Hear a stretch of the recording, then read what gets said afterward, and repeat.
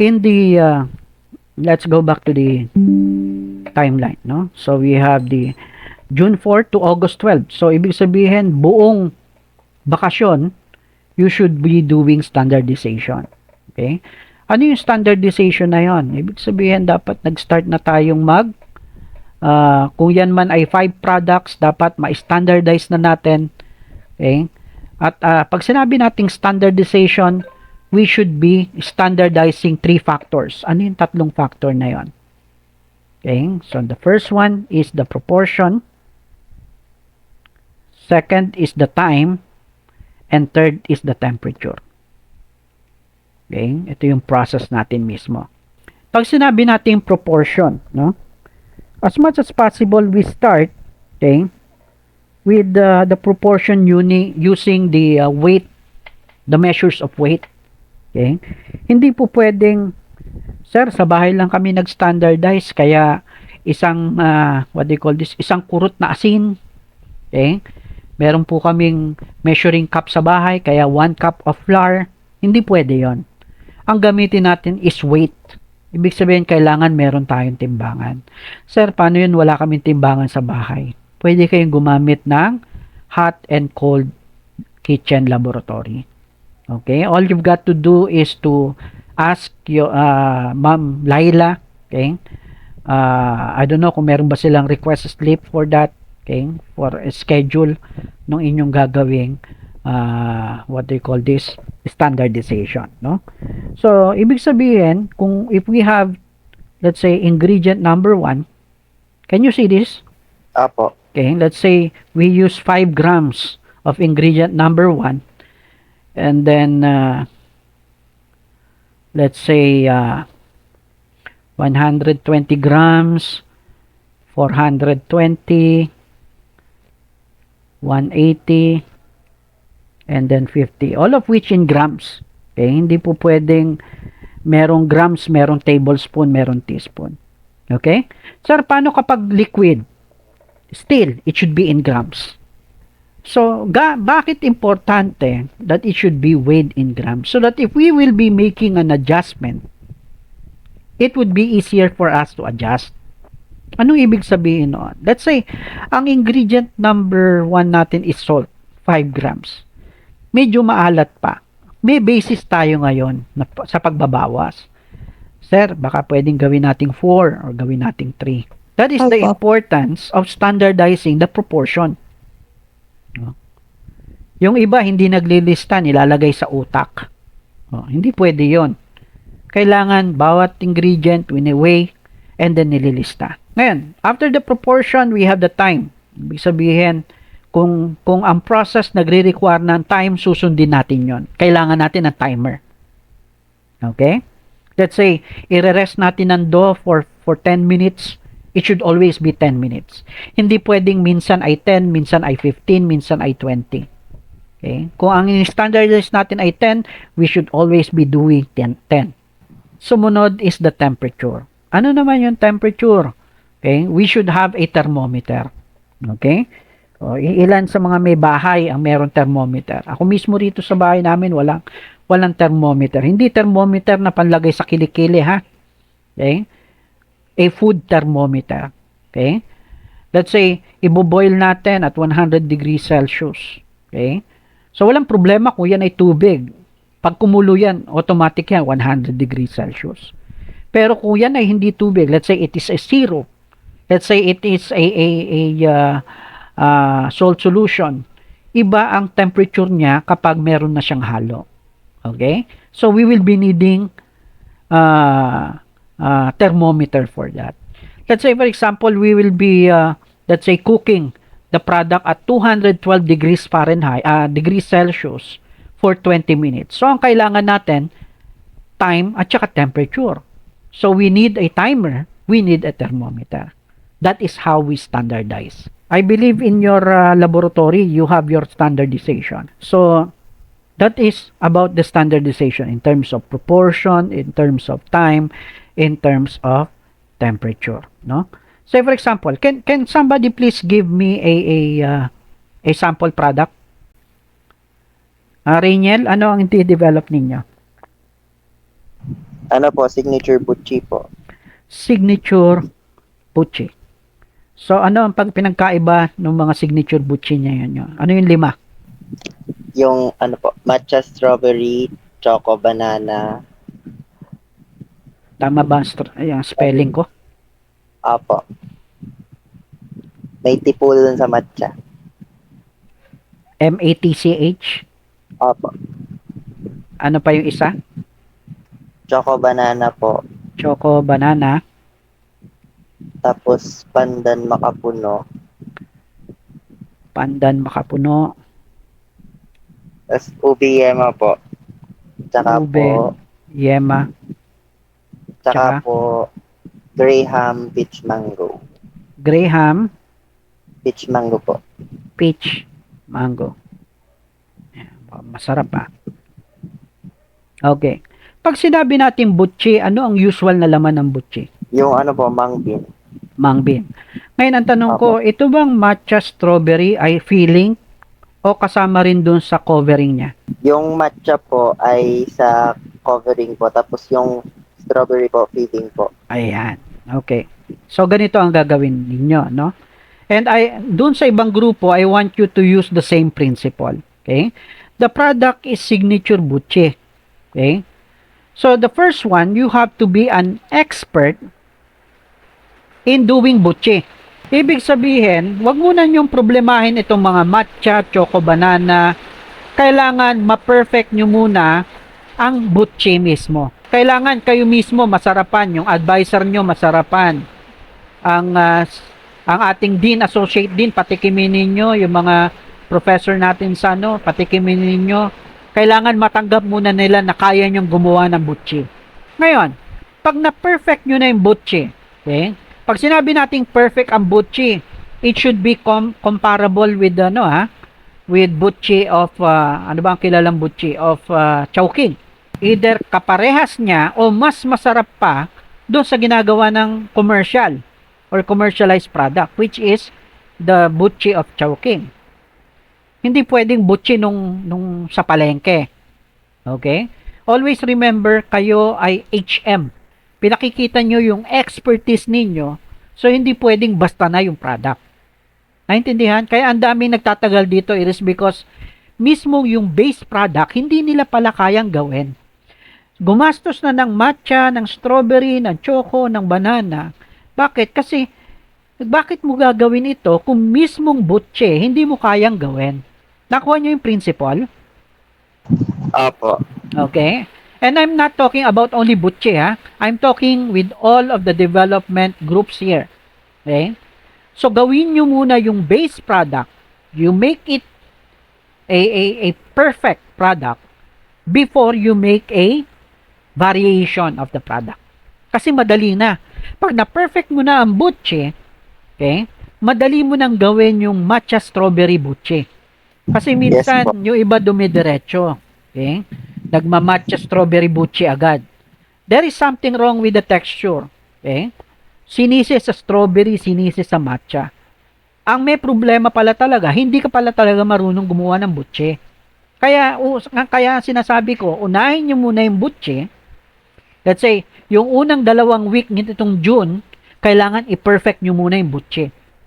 Okay? Kaya minsan lumalaki rin yung gastos natin, pero yung binili nyo lahat ito, at lahat ay palpak dahil in the first place, hindi nyo nagawa ng tama ang butche. And that is true to all na development na nandito ngayon. Okay? Yung base product nyo muna, kailangan ma-perfect nyo muna. Kailangan approve muna ng advisor, kailangan approve muna ng mamayet. Ngayon, let's say, na-perfect na natin ang butche. That is the time i-adjust na natin. Sabi mo, yung matcha nandun sa covering? Tama ba?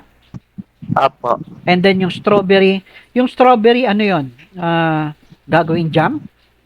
Apo. So, ipa-perfect mo ngayon yung strawberry jam, ilalagay mo ngayon doon sa butche. Okay? For you to make a perfect matcha strawberry butche. And that will be true to each and every development groups here. Nakuha yung principle? Thumbs up nga kung nakuha yung idea.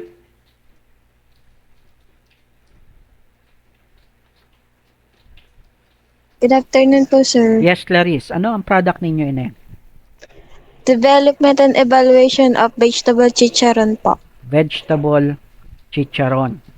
Apo. Okay. So, paano nyo gagawin yung vegetable chicharon? Yung una pong ano po namin is yung ang variation po niya is carrots po, radish, taro po, at saka sweet potato po.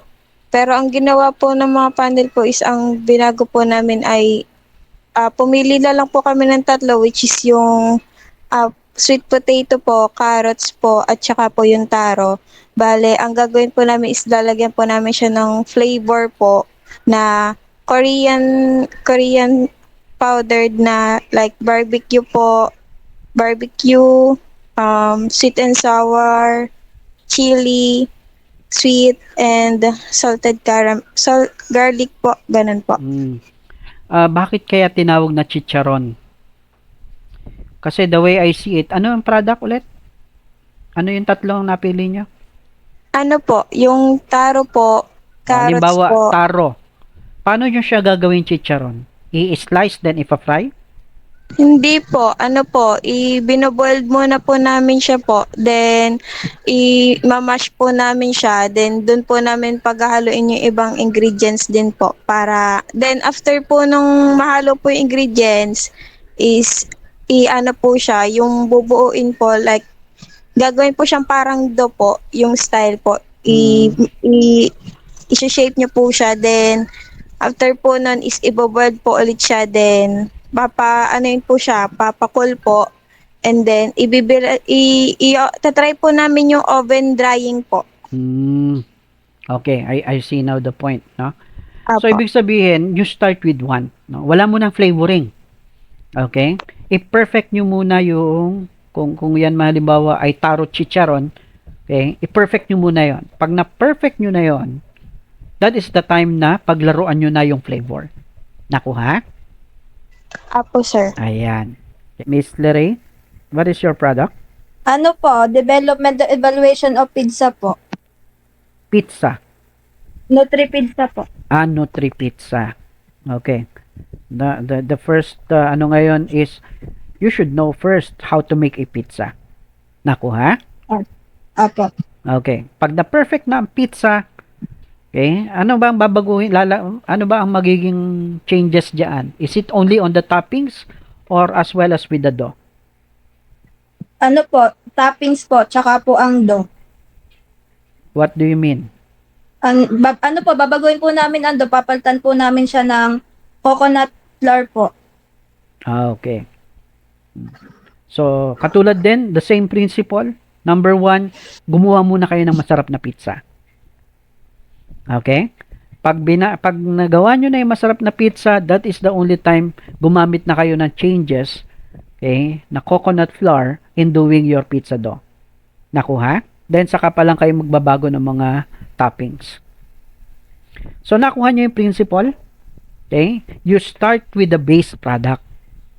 Hindi po pwedeng you go directly to the variations.